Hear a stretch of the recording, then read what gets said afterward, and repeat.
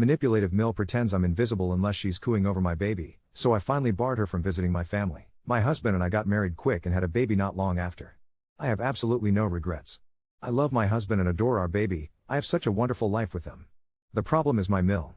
She 100% has bipolar or borderline or something, but won't seek treatment. Everyone in the family knows something is wrong, but they tiptoe around the issue because she's a ticking time bomb 90% of the time.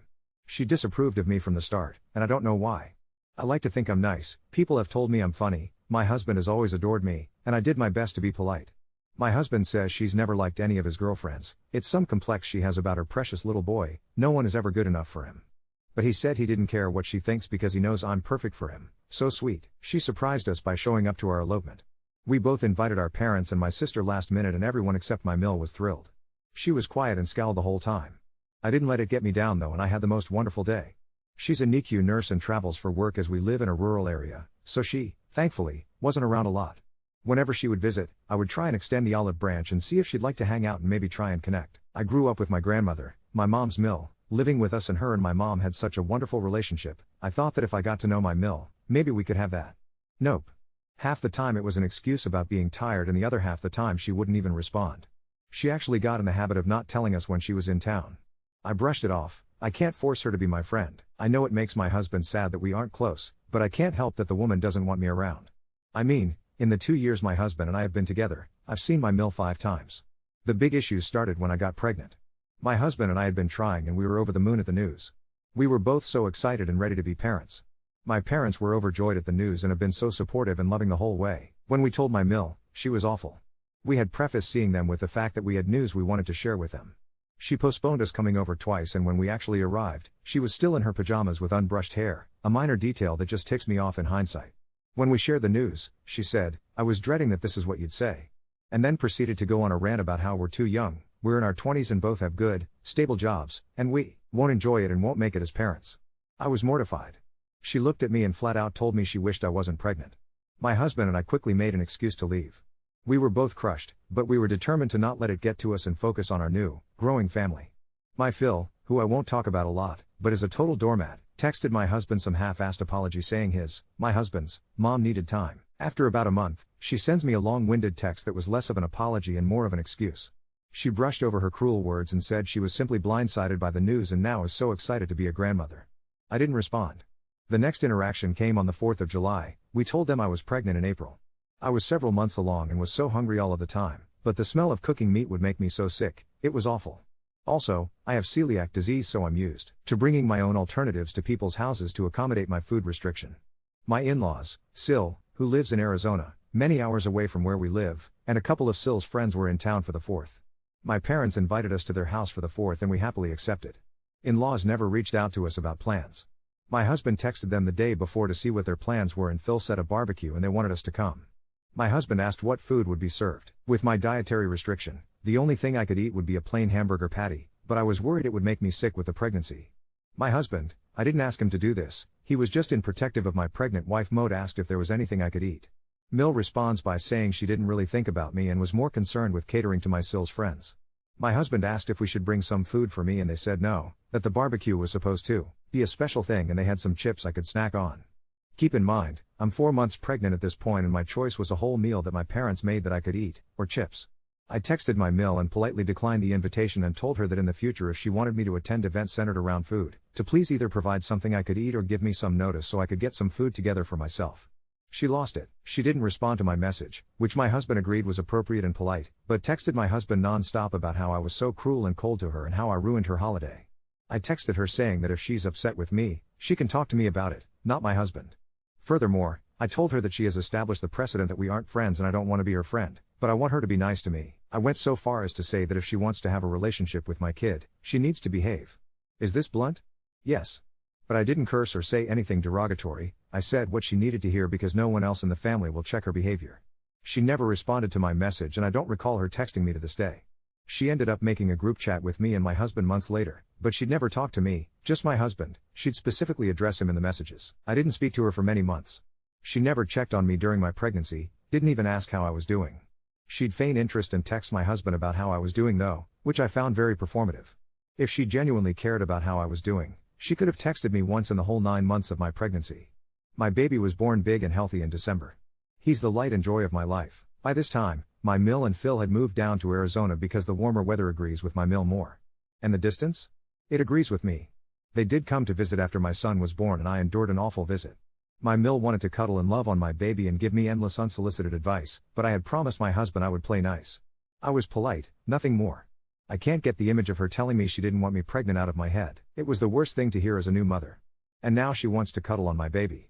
Speaking of unsolicited, she now sends packages of shit to my door that I don't want. She sent a bassinet that was too big for our small bedroom. She sent a noise machine that didn't work out of the box. She sent a huge wipe warmer that didn't fit on my changing table.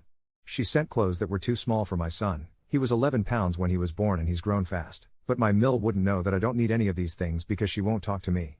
And she sends all the packages anonymously to my door. I know it's her. My husband texts her about it, with no return slip. I've either donated everything or gifted it to a pregnant friend of mine. Lately, my Mill has taken to FaceTiming my husband to see my son. If I'm in the room, she won't talk to me.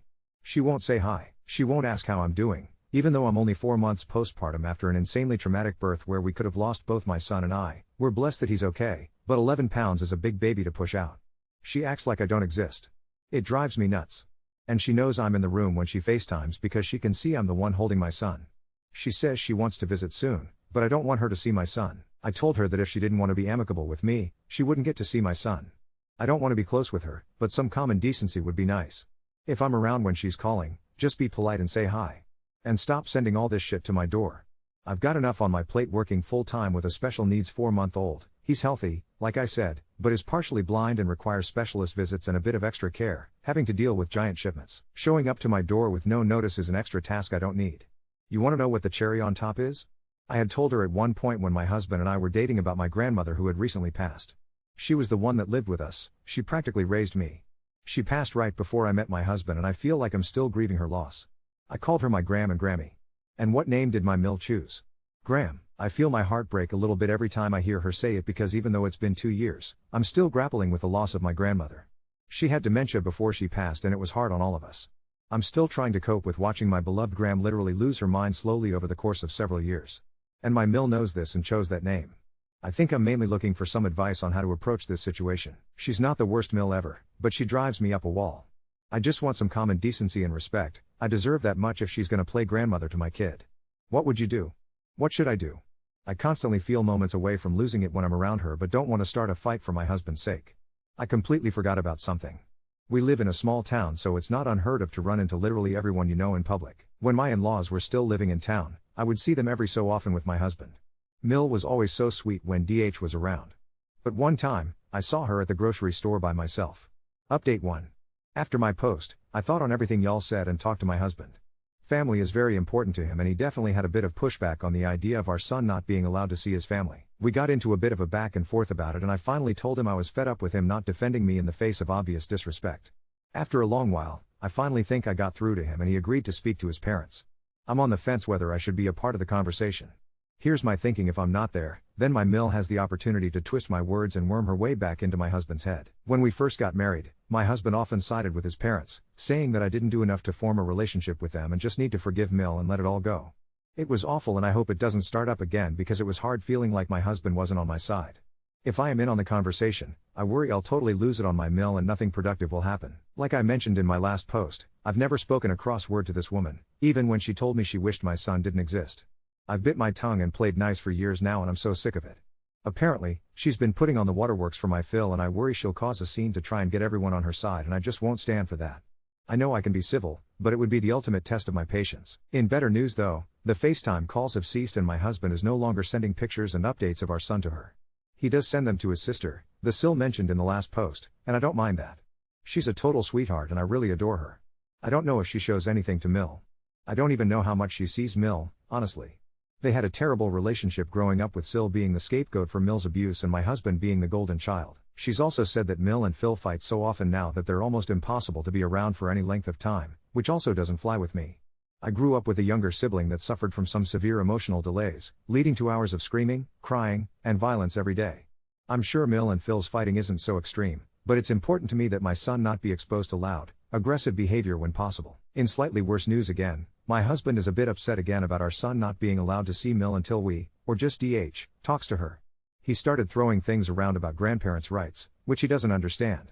Grandparents' rights are typically only evoked in custody battles, which DH and I don't have as we're married. Also, they don't apply to children under the age of 2, our son is 6 months old, and require an established relationship. Mill has seen my son once when he was a newborn. Even if, strong if, any of them try and bring me to court over this, they will lose.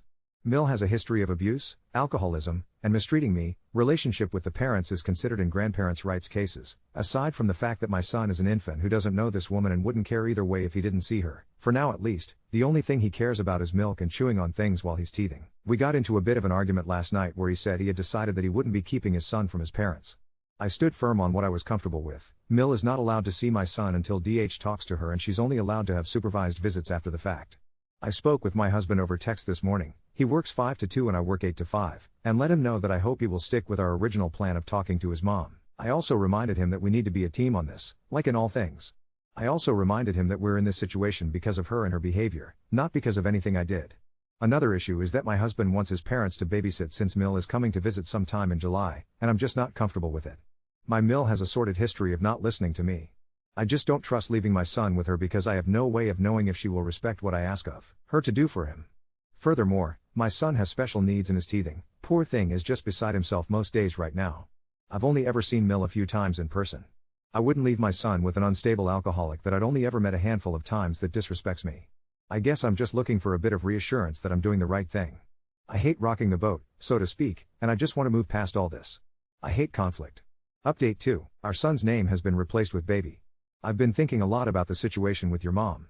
I keep thinking about how I don't want to cause problems, but I realize that I haven't done anything wrong. I haven't done anything to her. I've never been anything but nice to her. The bottom line is that we had an agreement. Your mother is not allowed to act however she wants to me. She disrespected me and treated me like an incubator for her grandchild, whom she has no relationship with. And she will not have a relationship with him until she begins to behave differently. Your parents will not be babysitting Baby yet. When he was born, you didn't feel comfortable with my parents babysitting until we had seen them around Baby for a while. The same will stand true for your parents. We can consider letting them keep Baby after they have a while to get to know him and we see how they interact with him. He's more aware than ever now and, especially with his teething, it's not a good idea to leave him in a strange environment with strange people that he doesn't know. Baby isn't allowed to be with anyone we're not both on board with. If I came to you and said, hey, I'm going to leave Baby with an unstable alcoholic you've only met a few times and there's nothing you can say or do about it, you would flip shit, understandably so. You can't do that to me. We are supposed to be a united front on our decisions with Baby. It's completely unfair for you to flip-flop on me like this. One minute you're the supportive husband who has sympathy for my position and wants to put our family first, and the next minute I'm a witch who is incapable of forgiveness and the whole situation is my fault. You need to pick a side. It's either me and Baby or your mother. I'm tired of waiting for you to defend me. I'm your wife and he is your son. At the end of the day, your mother is the problem, not me. She caused all this. Her behavior. Her actions. She's an adult and she made her choices. Now she has to live with the consequences. I've been patient, I've been polite, I've been flexible. I allowed her to see him when he was born and that didn't change anything. She needs to figure herself out before she's allowed to see our son. Update 3. It's been about a month since my last update, and things have escalated. After sending that text to my husband, we had a long, tearful conversation when he got home from work. He finally admitted that he's been caught between wanting to please his mother and protecting his family. Growing up as the golden child meant he was conditioned to smooth things over with his mom, no matter what. But seeing me break down and hearing me lay out exactly how his mother's behavior has affected me seemed to finally click something in his brain. He agreed to talk to his parents alone first. We compromised, with the understanding that I'd join for a follow-up conversation. He called them that weekend and apparently it went about as well as you'd expect. Mill cried, said I was keeping her from her grandson, and that I've poisoned her son against her. Phil mostly stayed quiet but occasionally chimed in to say we should all just get along for Baby's sake. My husband stood his ground though. He told them that their behavior, specifically Mill's, toward me has been unacceptable, and that if they want a relationship with our son, they need to respect me as his mother. He laid out clear boundaries, no more surprise packages, no ignoring me during calls, and absolutely no babysitting until we're both comfortable with it. The aftermath was a week of silence, then the flood began. Mill started texting me directly, first time in months, with these weird, passive-aggressive messages that were clearly meant to seem like olive branches but were actually just more manipulation. I hope you're taking good care of my grandson. I worry about him constantly. I found some articles about caring for babies with vision problems. I'm sure you've already seen them since you're his mother, but just in case. I've been praying for you to find it in your heart to forgive me. Family is so important. I didn't respond to any of them. My husband saw the messages and was frustrated but agreed they weren't genuine attempts to repair our relationship. Then last week, the bombshell dropped. My Sil called my husband in tears. Apparently, Mill had been drinking heavily and told Sil that she was planning to come visit us unannounced to see her grandson because that's the only way she'll ever get to see him with that woman controlling everything. Sil was worried enough about what Mill might do that she felt she needed to warn us. My husband immediately called his mother and told her in no uncertain terms that if she showed up unannounced, we wouldn't open the door. She hung up on him. 2 days later, guess who pulled into our driveway? Yep. Mill and Phil, with a car full of more baby stuff we don't need. My husband went outside to talk to them while I stayed inside with baby. I could hear raised voices, and after about 15 minutes, they drove away. My husband came back inside looking exhausted but resolute. He told me his mother had been drinking on the drive up, Phil was driving, and was belligerent. She demanded to see her baby and tried to push past my husband to get to the door. He physically blocked her and told her she needed to leave. Phil tried to play peacemaker but eventually had to practically drag Mill back to the car. The next day, my husband called his sister and they had a long talk about their mother's escalating behavior. Sil confirmed what we suspected. Mill's drinking has gotten worse, and she's been telling extended family that I'm abusive and controlling. My husband and Sil agreed it might be time for an intervention about Mill's mental health and alcoholism, but they're not sure how to approach it since she's always refused help. Meanwhile, I've been documenting everything, the texts, the surprise visit, everything, just in case. I don't think she'd actually try for grandparents' rights, but after the surprise visit, I'm not taking any chances. Yesterday, my husband told me he wants us to look into family therapy, not with his parents, but for us. He wants to make sure we're handling this situation in the healthiest way possible for our son and our marriage. I agreed immediately. I think we both need tools to deal with this situation long term. Baby is now 7 months old and thriving despite everything. His vision specialist says he's making great progress, and he's starting to army crawl everywhere. He's the happiest little guy, completely oblivious to all the drama swirling around him. Sometimes I look at his sweet face and feel guilty that he doesn't have a relationship with his paternal grandparents, but then I remind myself that it's better he have no relationship than a toxic one. I'm proud of my husband for standing up to his parents, even though I know it's been incredibly difficult for him. This isn't the family dynamic either of us wanted, but we're committed to protecting our son and our marriage above all else. Update 4. It's been nearly 6 months since my last update, and so much has changed. Baby is now a toddler, 13 months old and walking everywhere. His vision has improved significantly, but we still have regular appointments with his specialist. He started saying a few words, mostly mama, dada, and something that sounds suspiciously like no, which he uses frequently. As for the Mill situation, where do I even begin? After the surprise visit incident, we didn't hear from my in-laws for about 2 months. My husband and I started family therapy as planned, and it's been incredibly helpful. Our therapist specializes in family dynamics and toxic relationships, and she's given us tools to communicate better and maintain boundaries without feeling guilty. Then, out of nowhere, Phil called my husband. Apparently, Mill had been hospitalized following what he described as a bad episode. He was vague about the details, but my husband later learned from Sil that Mill had been found wandering their neighborhood at 3 a.m., heavily intoxicated and ranting about rescuing her grandson. A concerned neighbor called the police, who took her to the hospital. The doctors apparently gave her an ultimatum: seek treatment for her alcoholism and mental health issues or face potential legal consequences for her behavior. For once, she agreed to get help. She was admitted to a 30-day inpatient program, and according to Phil, she's been sober for 4 months now. My husband was cautiously optimistic when he heard this, but I remained skeptical.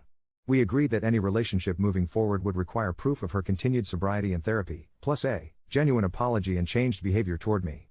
Last month, we received a letter, an actual handwritten letter, from Mill. I was shocked when my husband handed it to me and said, "It's addressed to you, not me." The letter was unexpected. She acknowledged her alcoholism and mentioned being diagnosed with bipolar disorder. She took responsibility for her behavior without excuses and apologized specifically for the things she'd said and done, telling me she wished I wasn't pregnant, ignoring me during calls, sending unwanted packages, showing up unannounced, and even for choosing Graham as her grandmother name knowing what it meant to me. She wrote that she's working with her therapist on her unhealthy attachment to my husband and her jealousy issues. She ended by saying she doesn't expect forgiveness but hopes that someday we might be able to have a civil relationship for baby's sake. I read the letter 3 times, trying to find the manipulation or passive aggressiveness between the lines, but it seemed genuinely remorseful. My husband received a separate letter that he said contained similar apologies plus some personal history about her own difficult relationship with her mother-in-law. We discussed it in therapy, and our therapist suggested a very gradual reintroduction if, and only if, we both felt comfortable. She recommended starting with a video call where we could observe Mill's behavior without the pressure of an in-person meeting. After much deliberation, we agreed to a 15-minute FaceTime call. I was nervous all day before it happened, but when the call connected, I barely recognized my Mill. She looked healthier, clear-eyed and put together. She greeted me first, by name, and asked how I was doing before even mentioning baby. The conversation was awkward but civil. She didn't make any comments about my parenting or ask to see baby right away, When we did turn the camera to show him playing on the floor, she smiled and waved but didn't make any possessive comments about her baby. The call ended after exactly 15 minutes as planned, with her thanking us for our time. Since then, we've had 2 more short calls, each a little less awkward than the last. She's been respecting our boundaries, no surprise packages, no demands, no manipulation that I can detect. Phil seems different too, less of a doormat and more supportive of her recovery. Sil has been our eyes and ears in Arizona, confirming that Mill is indeed attending therapy twice weekly and AA meetings. She says the change in her mother is remarkable, though she's also cautiously optimistic. Next week, they're planning to visit our town, not staying with us, but at a hotel nearby. We've agreed to meet in a public place for lunch, neutral territory where we can leave if things go south. I'm nervous but not dreading it the way I would have 6 months ago. I've been reflecting a lot on forgiveness lately. Not the kind where you pretend nothing happened, but the kind where you acknowledge the hurt while choosing not to let it consume you. I don't know if Mill and I will ever have the relationship I had with my grandmother, but maybe we can build something new, something based on mutual respect at least. Baby deserves to know his grandparents if they can be healthy, positive influences in his life. The key word being if. My husband and I are in agreement that one slip, one drink, one boundary crossed, one disrespectful comment, and we're back to square one with strict boundaries. For now, I'm cautiously hopeful. Recovery isn't linear, and I know there may be setbacks ahead. But for the first time since I met my Mill, I feel like we might actually find a way forward that doesn't involve constant anxiety and conflict.